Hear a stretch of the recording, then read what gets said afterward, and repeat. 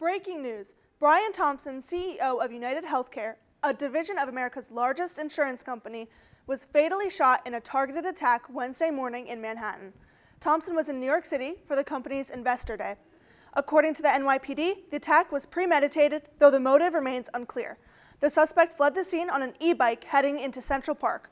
Authorities are actively searching for the shooter, who has yet to be identified.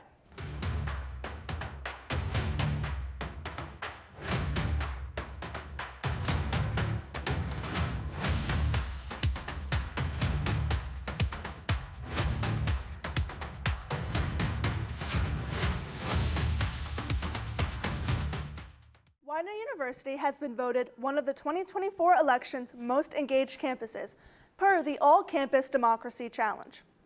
Welcome to WU TV. I'm Allison Padula, and this is Gionna Flemming. This prestigious award recognizes colleges and universities making intentional efforts to increase nonpartisan democratic engagement in college student voting. Widener notably won this award as well in 2022, putting them in the running for this year.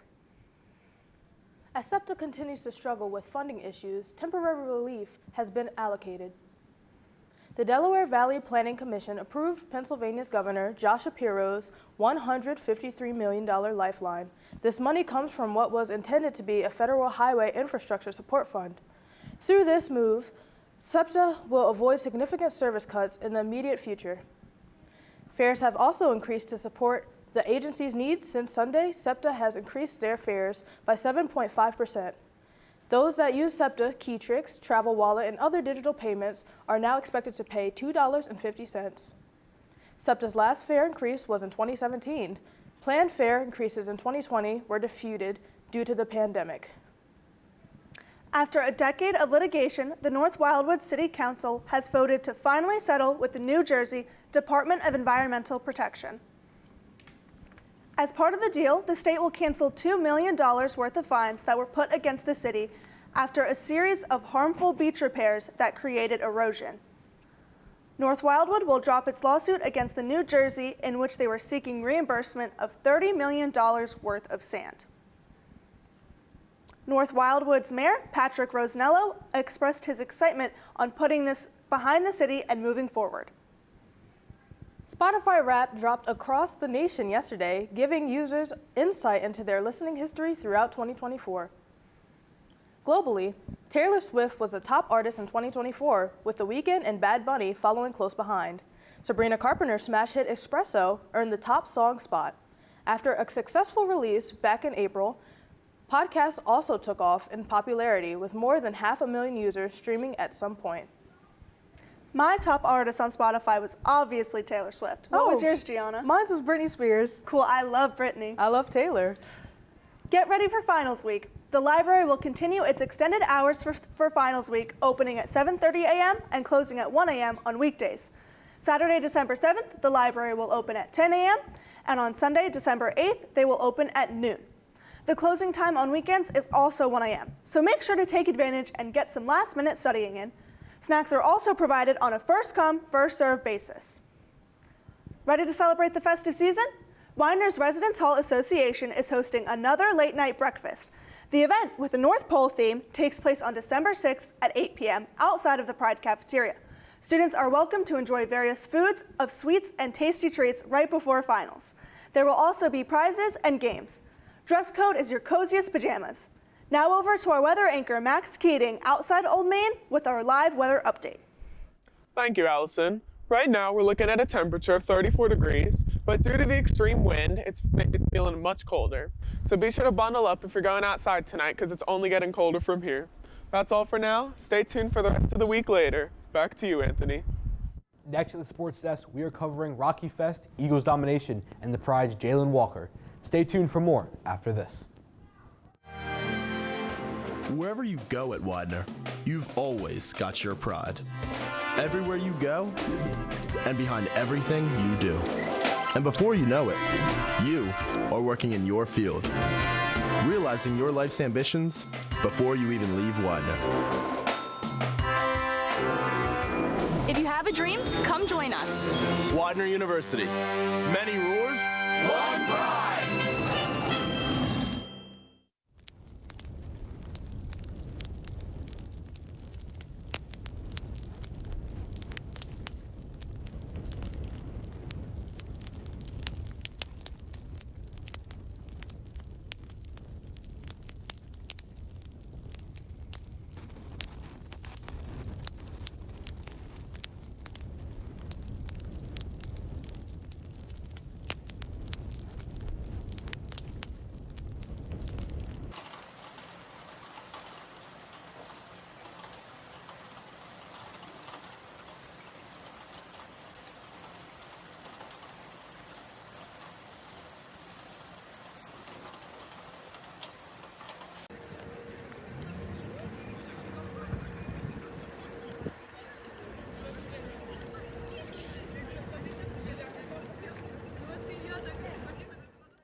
Philadelphia's first ever Rocky Fest started this week through December 8th.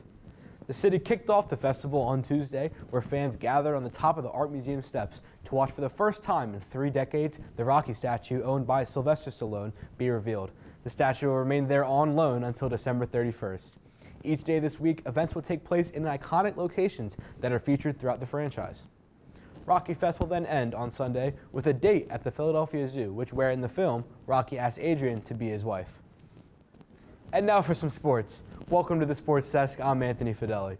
This past Sunday, the Eagles came away with a win against the Ravens in a thriller. The Eagles have been undefeated since coming off their bye back in Week 5. The Eagles are back home this weekend as they take on the 3-9 Carolina Panthers. Despite their record, the Panthers are not a team that should be taken lightly. Kickoff is set for Sunday, December 8th at 1 o'clock in the Link. Widener's men's basketball came away with a huge win last night as they beat the now 5-2 DeSales Bulldogs. Miles Bright led the team with 18 points as they roll into the weekend and play at Stevens this Saturday. Huge congrats to Widener's women's basketball with a promising win last night over Arcadia. Mia Robbins led the way as she tacked on 20 points to the win. The Pride looking to keep things rolling this Saturday at the Schwartz Center as they face Immaculata. Tip-off is set for 1 p.m. The Pride's Jalen Walker was named first-team All-American. Walker was a huge part of the team's success this season and being named MAC Conference of the Player of the Week several times. Good luck to our men's and women's track and field teams as they open their season on Friday, December 6th at Lehigh University, and then on Saturday, December 7th at the College of New Jersey for the winter invite. Congratulations to Widener men's rugby. They went on to win the Division III Challenge Championship against Hofstra with a score of 19-12, completing an undefeated season. And that's all for the Sports Desk. Let's check in on Max Keating in the Weather Center. Thank you, Anthony. In just a bit will be our weather for the rest of the week. Stay tuned. Let's go! Rah!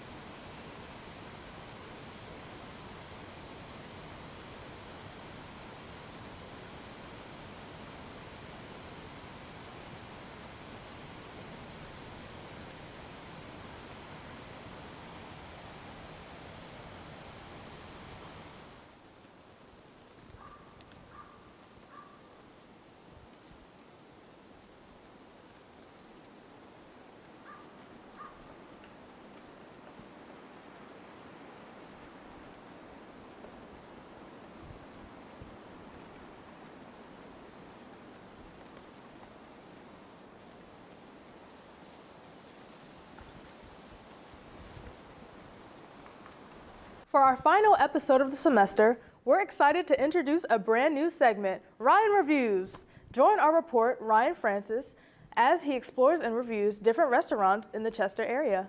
Face this way. Can I get General Tso's chicken, please? I'm currently standing outside number 1 China. This is roughly a 5-minute walk from school. And the prices are very good. I always hear good things about it. So we're going to get the food. I got General Tso's chicken, and I'm going to eat it and review it. It's super affordable. It literally only cost me $10, and I'm a broke college student, so the funds are low. What would you rate the food on, a quality scale? Honestly, whenever I get it, I have to walk back to my dorm, but it's always still hot. I've never had a problem with that. The quality's delicious. It's the toppings, the seasoning, they do a really good job here. You heard it from a satisfied customer then. That's great.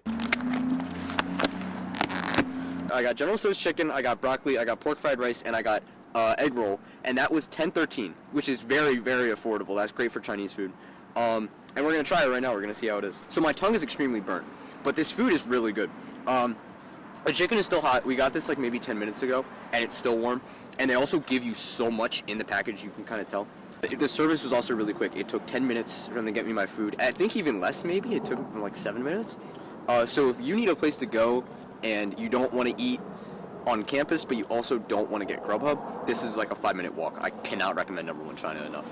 Thank you, Ryan. After that, I'm definitely going to have to grab myself some Chinese takeout. Mark your calendars. The Emmy award-winning show Abbott Elementary will be having a 2-part crossover episode event with another Philly legendary show. It's Always Sunny in Philadelphia on January 8th, 2025. Fans will be able to watch the special at 8 p.m. on ABC or later on Hulu. Now let's head over to Max in the Weather Center for our weekend updates. Thank you. So tomorrow, we're looking at colder temps all day with the lows keeping it in the low 30s, and there's going to be clouds in the morning, clear into sun, and then back to clouds at night. Saturday, it's still going to be cold, but then as we go into the rest of the week, it's going to get warmer with temperatures in the 50s most of the week and possibly reaching 60 on Tuesday. We're looking at clouds for most of the week and some spotty showers on Monday and Wednesday. That's all for weather. Back to you guys at the desk. Thank you for that update, Max, and thank you everyone for tuning into Woo TV this semester. We're so proud to have brought you coverage on everything from national stories to local campus news. Roll the tape.